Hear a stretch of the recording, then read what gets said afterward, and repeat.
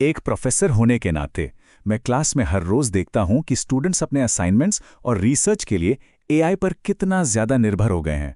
तो सवाल अब ये नहीं है कि एआई का इस्तेमाल करें या नहीं। सवाल ये है कि इसका इस्तेमाल स्मार्ट तरीके से कैसे करें ताकि ये हमारे दिमाग को कमजोर बनाने के बजाय और तेज करे।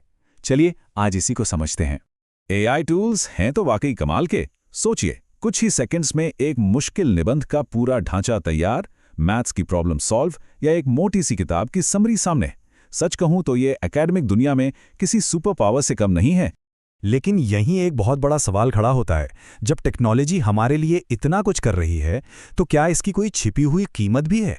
कहीं ऐसा तो नहीं कि इस सुविधा के बदले हम अपनी सोचने समझने की असली ताकत को ही दांव पर लगा रहे हैं? इस सवाल का जवाब ना एक कॉन्सेप्ट में छिपा है जिसे साइंटिस्ट कहते हैं कॉग्निटिव ऑफलोडिंग।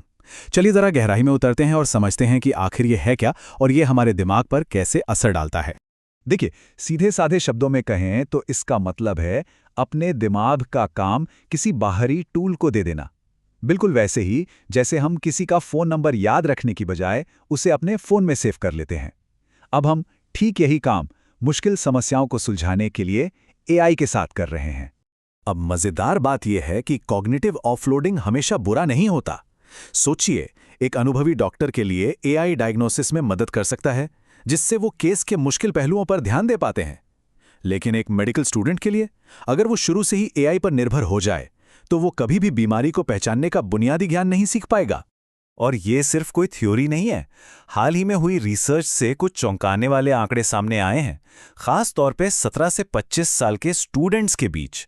ये आंकड़े दिखाते हैं कि एआई का इस्तेमाल उनकी सोचने की क्षमता पर सीधा असर डाल रहा है।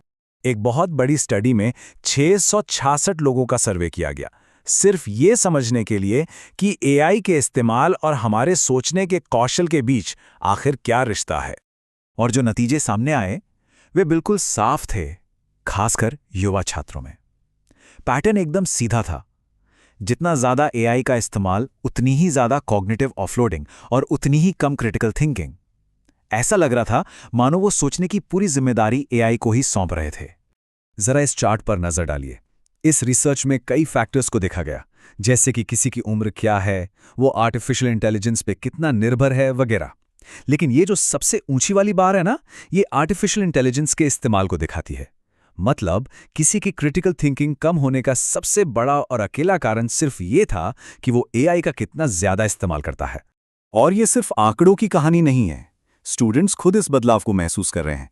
जैसा कि इस सर्वे में एक पार्टिसिपेंट ने कहा, ये वाकई में सोचने वाली बात है।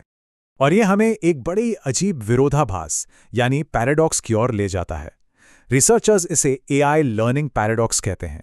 मतलब एआई की मदद से ग्रेड तो अच्छे आ रहे हैं, पर क्या असल में लर्निंग हो रही है? एक स्टडी में जिन स्टूडेंट्स ने एआई का इस्तेमाल किया, उन्हें एक असाइनमेंट में बेहतर ग्रेड मिले, लेकिन जब बाद में उनसे एआई छीन लिया गया तो अगले टेस्ट में उनका परफॉर्मेंस 17% तक गिर गया। तो क्या इसका मतलब ये हुआ कि हम एआई का इस्तेमाल करना ही बंद कर दें? नहीं, बिल्कुल नहीं।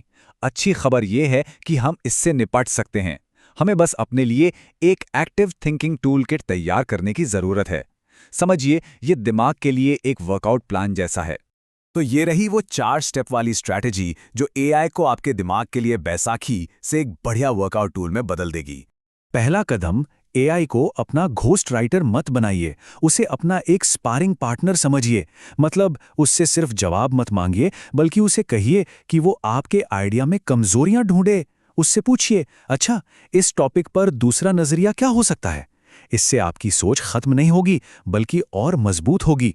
दूसरा, मुश्किलों से मत भागिए। देखिए, जब हमारा दिमाग किसी चीज को समझने के लिए संघर्ष करता है तो वो दिमागी कसरत ही जानकारी को हमारी लॉन्ग टर्म मेमोरी में पक्का करती है।